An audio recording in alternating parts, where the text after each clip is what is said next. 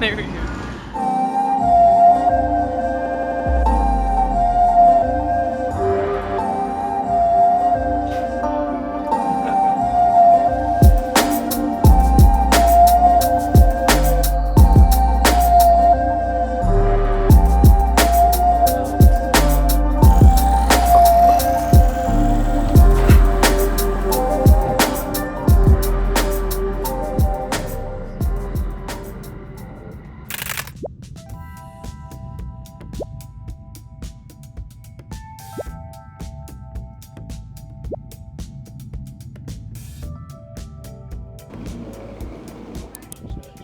When we arrived in Kyoto, we made our first stop at Ninenzaka, one of those Kyoto streets that you've seen online 1,000 times.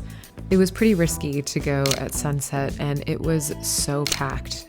And even though it was so beautiful, I was instantly kind of turned off by the vibes of the tourists. So to escape, we slipped into a little natural wine bar off the main drag. And the owner poured us a flight of natural wines, all made in Japan. They were light and funky, and he asked us what we had seen so far, so I mentioned that we were just on Ninenzaka, and he laughed. We asked him for a recommendation for dinner, something that wasn't too touristy that could give us a little bit more of an authentic feeling, and he suggested one of his favorite sushi restaurants in town. So that's where we went. The sushi was pretty good, and we stuffed our faces with food and sake for about $70 US. Our first day in Kyoto struck the balance that I'm always chasing when I travel. A little bit of the obvious stuff, and a little bit of the hidden corners that you only stumble upon by accident.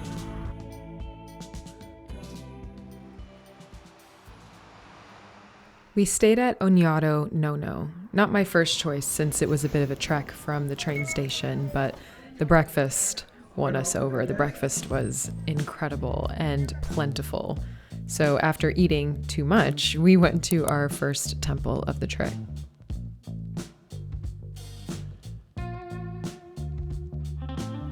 The grounds are covered in hundreds of little statues that were all made in the 50s and all weird and endearing in their own little way. And even with the crowds, it just felt really peaceful. This one was my favorite. It almost looked like a Pixar character.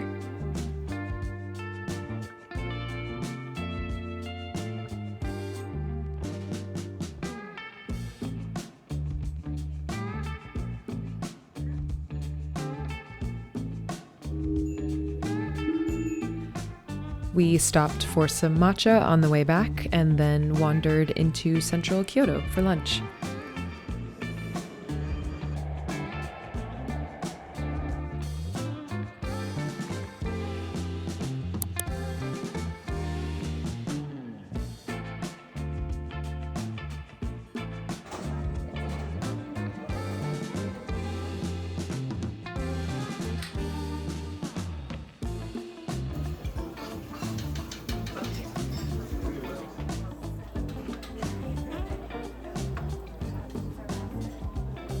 After gyoza, we wandered through a few shops.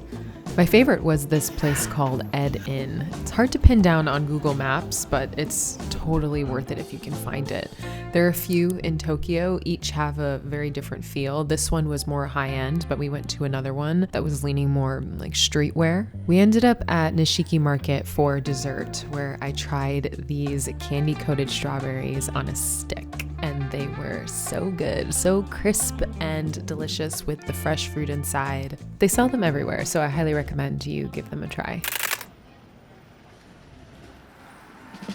Before dinner, we stopped at a cocktail bar. No menu, just a bartender who makes something based on what you say you like. I told him that I love the cocktail, The Last Word, and he mixed something that he called his signature cocktail. And I was supposed to just have one, but I ended up having two because they were that good. By the time we left, I was perfectly buzzed and ready for our Michelin-starred dinner at Sushi Rakumi. This omakase spot keeps it simple with just a few seats. So the meal was intimate and yet somehow still unpretentious with just good food and good cold champagne.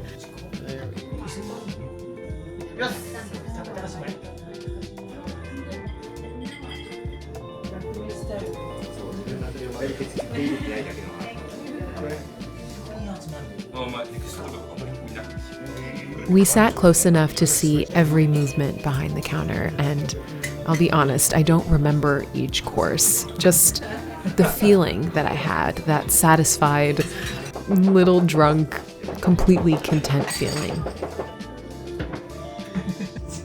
This is good. It's not Georgia.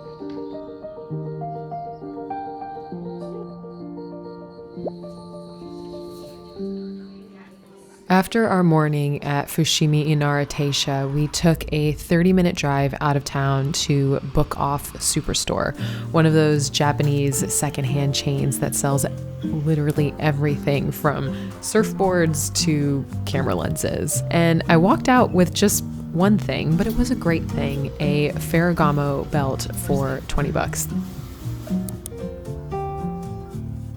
Afterward, we grabbed coffee at a tiny roadside stand that honestly felt like it shouldn't exist. It was in the middle of nowhere. It was just a counter and the sweetest little barista, but she served the softest donut that I've ever had. It was delicious. On the drive back, we started chatting with our Uber driver through Google Translate, and we asked him what his music taste was. And this older guy queued up some house music, or it was maybe trance. Honestly, I can't tell the difference, but it was perfect.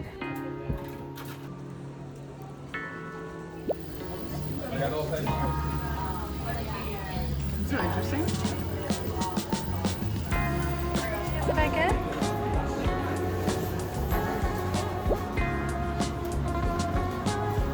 Dinner that night was what Tablog swears is the best ramen spot in town, and for once, the internet, it didn't lie. It was delicious. The wait was an hour, but there's a beer stand outside, so we didn't mind. It was the best ramen of the trip, no questions asked.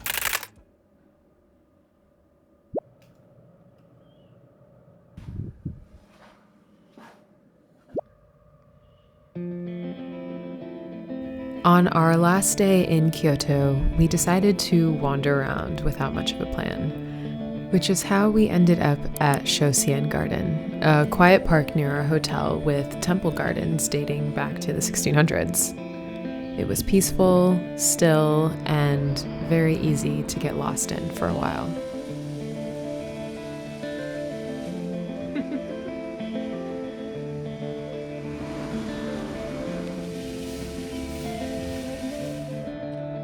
After that, we found Totaro, a matcha and dessert shop that wouldn't be out of place in LA, and I mean that in the best way possible. The matcha and the desserts were just perfect.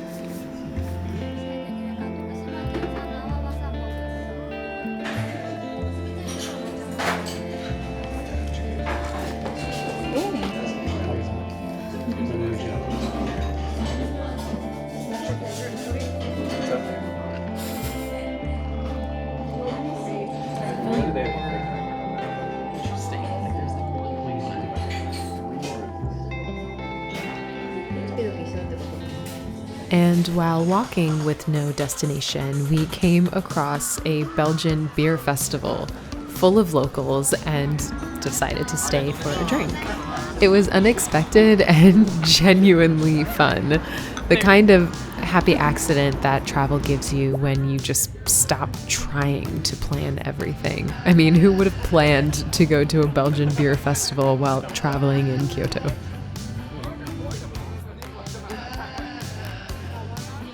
The festival sat at the base of Higashi Honganji Temple, so after our beers, we wandered over and actually caught the tail end of a wedding before exploring the grounds.